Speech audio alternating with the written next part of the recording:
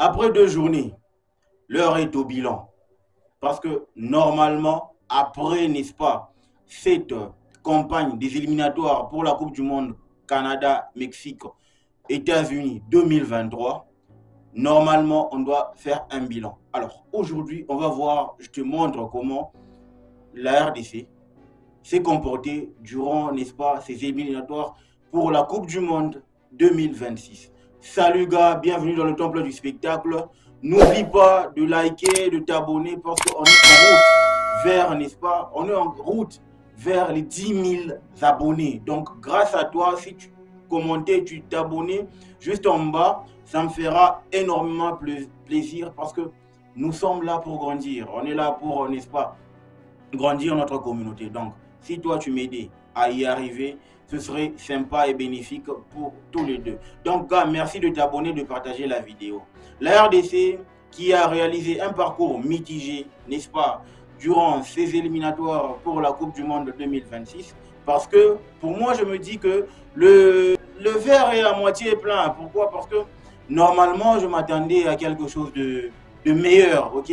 Je m'attendais à quelque chose qui pouvait, n'est-ce pas, redonner, n'est-ce pas, l'espoir. Parce que je pense que pour la Coupe du Monde 2018, pour la Coupe du Monde 2018 et 2022, on a réussi à faire un parcours élogieux. On a réussi à faire un parcours qui promettait. On a réussi à faire, n'est-ce pas, à donner une très bonne image de la RDC par rapport à ce qu'on pouvait, n'est-ce pas, prétendre avoir, par rapport à ce qu'on pouvait, n'est-ce pas, imaginer. Et aujourd'hui, quand tu regardes le parcours, c'est vrai, pour 2026, le jeu, il ne promet pas.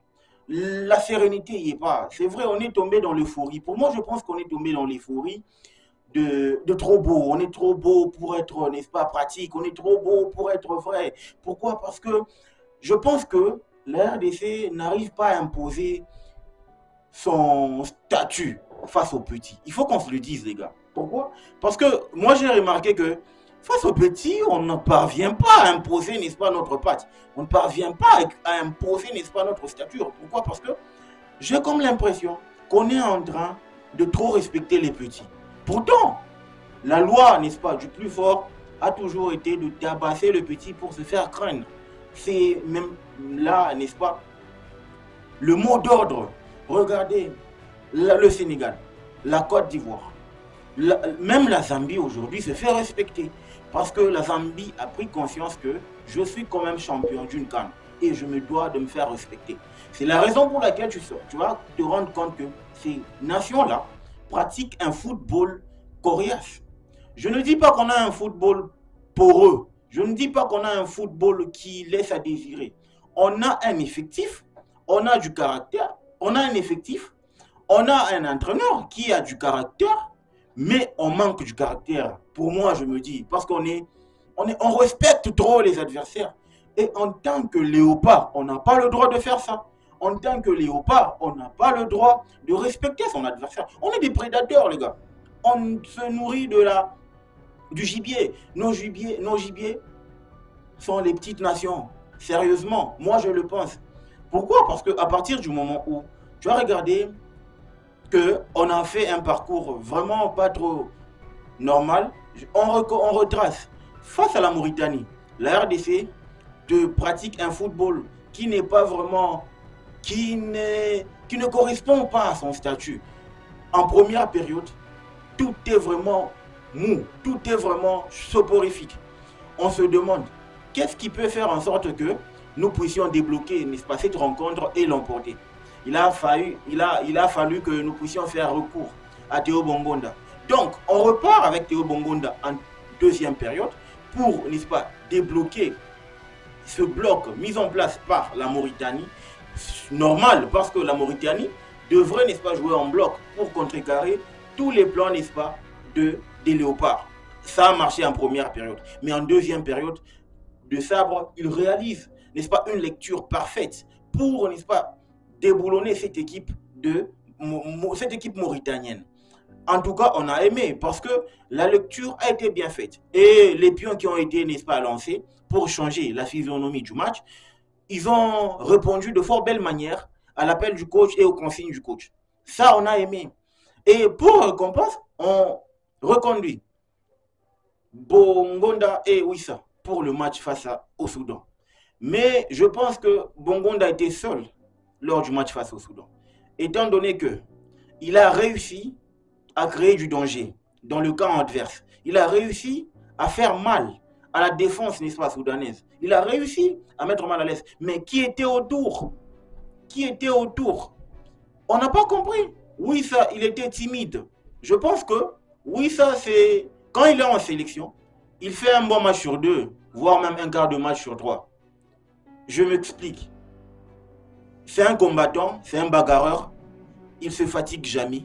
Mais je pense qu'il débauche beaucoup trop d'énergie dans le combat que dans sa façon de mener à bien cette attaque de la RDC. Oui, moi je pense que aujourd'hui, on ne doit plus se valer la face. On a des meilleurs ailiers. On peut rivaliser avec n'importe quelle sélection sur ce continent. Parce qu'on a des vrais ailiers. On les voit dans les matchs de la Ligue des Champions, dans les matchs de la Barclays English Premier League. Donc on voit, n'est-ce pas, ces genres de gars presque chaque week-end devant nos téléviseurs.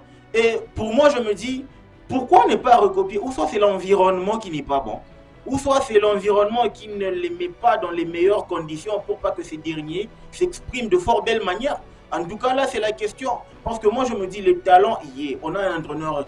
Le staff technique, il n'est pas, n'est-ce pas, à reprocher. Parce qu'il y a de l'intelligence, de l'intelligence tactique, il y a du qui dans notre sélection, dans notre staff technique. Mais pourquoi est-ce qu'on ne parvient pas à se faire respecter sur le continent? C'est vrai, il y a des entraîneurs qui te disent, qui te donnent des interviews du genre pour nous mettre, n'est-ce pas, de la farine aux yeux, qui te disent que voilà, la RDC c'est parmi le top 5. Oui, parmi le top 5. Le top 5, effectivement. Mais elle joue face à qui? Elle joue face à qui? On n'a pas encore joué des ogres dans ces éliminatoires. On n'a pas encore joué des ogres dans cette compétition. On a vu face à l'Afrique du Sud, on s'est pris un râteau, un match amical, juste après notre victoire pour la qualification de la CAN face au Soudan. Donc vous imaginez que moi je pense que ce bilan il est mitigé. Le bilan il n'est pas vraiment, il ne correspond pas à notre image. Il ne correspond pas à notre sélection. Je remets aussi en cause certaines têtes. Est-ce qu'on doit vraiment, je pense qu'on doit revoir celui qu'on appelle en sélection. On doit revoir, n'est-ce pas, le nom de ceux qu'on appelle en sélection. Parce que premièrement, il y a de quoi nourrir des regrets. Il y a de quoi se poser des questions par rapport au rendement, n'est-ce pas, en sélection de certains joueurs, par rapport à leur façon de s'impliquer dans notre projet. On a deux gros projets, les gars. Je pense, on a un gros projet et une autre qui est comme une cerise sur le gâteau. Oui, parce que quand le staff actuel a signé, c'était uniquement pour se qualifier pour la Coupe du Monde 2026. Malheureusement, on était mal embarqué, n'est-ce pas, lors des éliminatoires pour la prochaine CAN Côte d'Ivoire 2024. Mais Baraka y a eu, on s'est qualifié pour la CAN. Dieu merci. Du coup, ça fait qu'on a deux projets, deux gros projets pour, n'est-ce pas, les échéances futures. Mais dans ces deux gros projets, je pense que le mieux pour Sébastien de Sabre est de se servir de cette CAN pour couper certaines têtes. Effectivement, il y a certaines têtes qui ne méritent pas cette sélection. Et il y a certaines têtes qui doivent forcément bosser dur pour mériter cette sélection. Elia Meshak, depuis qu'il est là, je pense que son rendement n'est pas vraiment remarquable. Oui, son rendement, il est vraiment entaché de beaucoup de reproches. Parce que normalement, on a fait le nécessaire pour appeler ce garçon dans la sélection. On a fait le nécessaire pour permettre à ce que ce garçon puisse intégrer la sélection. Étant donné qu'il y avait des gros problèmes qui rôdaient autour de son dossier. Et là, il arrive en sélection. Je ne comprends pas pourquoi est-ce qu'il ne parvient pas à éclore, n'est-ce pas, de son talent pour, n'est-ce pas, être le leader d'attaque. Parce que pour le moment, il n'y a que Bongonda qui essaie de se sortir du lot. Mais qui l'accompagne? Qui l'accompagne? Wamangi Touka, il était à deux doigts, n'est-ce pas, de signer pour la Nationalmannschaft d'Allemagne. Mais quand on regarde, n'est-ce pas, le Wamangi Touka ou encore le Silas Katompa Fumpa, qui était supposé être, n'est-ce pas, appelé par la sélection.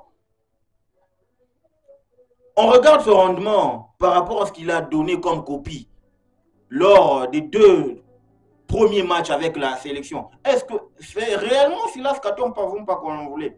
C'est vrai, vous allez me dire que non, il a été stoppé, son élan a été stoppé par la blessure qu'il a contractée, n'est-ce pas, qu'il a contracté la saison antérieure et qu'il a éloigné des terrains pendant plus de 6 mois. Oui, c'est vrai. Mais il a eu quand même toute une saison, la saison dernière, pour se remettre. C'est un grand joueur, il a un grand talent. Sérieusement, il faut se transcender pour mériter cette sélection. Parce qu'on mérite mieux, les gars. La Côte d'Ivoire était mal en point. Et la Côte d'Ivoire est en train de se remettre. Nous aussi, on a, n'est-ce pas, l'effectif. On a un entraîneur qu'il faut. Généralement, moi, je pense que dans cette sélection, mis à part seulement certaines personnes, certaines têtes qu'on doit couper. Quand je parle de certaines têtes qu'on doit couper, c'est certains joueurs qu'on doit écarter, n'est-ce pas? Vous allez me dire qui dans les commentaires. Moi, je ne vais pas les citer. Je ne vais pas les citer parce que je les donne quand même une possibilité, une autre opportunité de faire bonne figure lors de la CAN pour mériter cette sélection. On mérite mieux, étant donné qu'on a grandi et qu'on doit maintenant se faire respecter, comme ce fut le cas avec nos aïeux, comme ce fut le cas avec nos aînés, les Ndaya Mutumbula. À leur époque, la RDC se faisait respecter. Je pense qu'on aurait dû, n'est-ce pas, recréer cet élan qu'a créé Ibenge en 2015. Parce que 2015-2017, on a atteint, n'est-ce pas, notre apogée à cette période-là. On était à 2 doigts de remporter la CAN. Je pense qu'il faudrait que nous remettions les pendules à l'heure pour travailler encore et encore. Parce que le gars, je vous assure que les prochaines échéances, ça ne va pas pardonner. Déjà que dans le groupe, on n'est pas totalement mort, étant donné que le Soudan, le Togo a réussi, n'est-ce pas, à freiner le Sénégal, ce qui fait que le standing actuel du groupe, il est tel que le Sénégal et le Soudan ont tous 4 points. Ce qui veut dire que nous, on arrive derrière avec 3 points. Le Togo, 2 points. Et les 2 autres en ont 0. Donc ça prouve à suffisance que le groupe reste équilibré. Étant donné que l'équilibre est là, ça veut dire qu'on doit maintenant prendre en main pour, n'est-ce pas, préparer le mois de juin. Le mois de juin commence par faire une bonne CAN, retrouver un bon noyau, avoir un bon noyau qui va, n'est-ce pas, faire d'office d'une ossature de base pour permettre à ce que cette équipe puisse bien performer lors des éliminatoires. Parce que je vous signale qu'on ira à 2. On est à 6, il faut qu'on sorte de la poule à 2. Et j'aurais mal si la RDC parvenait, n'est-ce pas, à rester à la maison au détriment du Togo, du Soudan. Le Sénégal, ça va parce que c'est le favori du groupe. Là, on est d'accord. Mais je ne vois pas le Sénégal ou le Togo, je ne vois pas le Togo ou le Soudan passer devant nous. C'est inadmissible. On ne peut pas le permettre. Étant donné que, par rapport au budget, par rapport à l'ossature, par rapport à l'effectif et l'entraîneur, on a de quoi, on a des arguments à faire valoir. On a des arguments à faire valoir. D'où je pense que vous allez me donner raison. Le bilan, il reste mitigé. On repart, on ferme, on boucle l'année 2023 avec 3 points à notre actif et une qualification pour la CAN.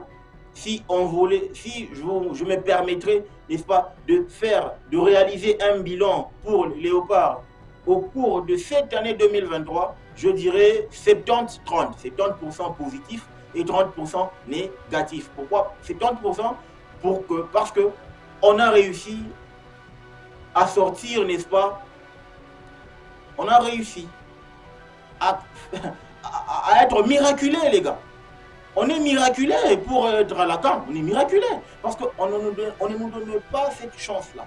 On n'avait pas la chance d'aller représenter notre nation à la CAN. Donc, moi, je pense que du côté, en termes de qualification, cette qualification-là nous donne, n'est-ce pas, du crédit pour arriver à 70%. Et les 30 autres pourcents, c'est qu'on ne parvient pas à gagner les grandes nations. Il faudrait que nous travaillions sur ça pour arriver à être vraiment une grande nation de football. Pour arriver à être, n'est-ce pas, des grands favoris pour la prochaine CAN. Dieu merci parce qu'on aura une poule qui va quand même permettre à ce que nous puissions jauger notre niveau. Et je vous assure les gars, la Zambie, le Maroc, c'est un bon test pour voir si réellement on a les tripes pour aller chercher ce trophée-là. Si on a les tripes pour aller chercher, n'est-ce pas, cette place pour les demi-finales, n'est-ce pas, lors de la prochaine CAN Côte d'Ivoire 2023. Donc les gars, dites-moi ce que vous en pensez en commentaire. Est-ce que vous êtes aussi satisfait du bilan? Qui aimeriez-vous, n'est-ce pas, rejoindre la sélection, étant donné qu'il y a certains prospects, on est en train de prospecter certains joueurs, on est en train de parler de Wan-Bissaka, on est en train de parler de pas mal de pépites qui, n'est-ce pas, sont en train d'éclore en Europe, sont en train d'éclore, n'est-ce pas, ça et là, pour rejoindre cette sélection. Et il y a aussi certaines personnes qui doivent partir de cette sélection. Donc c'est la rotation. Il y a ceux qui vont venir et ceux qui vont partir. Certaines têtes ne sont plus là. On a tellement décrié certaines personnes telles que les Louindama, Marcel Tisserand, etc. Et aujourd'hui, on voit qu'il y a quand même du sang neuf. Donc, je pense qu'on est en process. On est en process pour parvenir à avoir un bon noyau. Donc, donnons le temps à De Sabre. Moi, je pense qu'on n'a jamais eu un entraîneur aussi intelligent. Après Claude Leroy, bien sûr. Et je pense qu'au vu de l'effectif actuel, il a le droit de se tromper, mais il n'a pas le droit de persister, n'est-ce pas, dans le doute. Il a le droit de tester certaines idées, mais il a aussi le droit de pouvoir mettre en place une idée qui va être adoptée par son groupe. Donc les gars, dites-moi ce que vous en pensez en commentaire. Satisfait ou pas? Le football mérite d'être vécu. Ciao!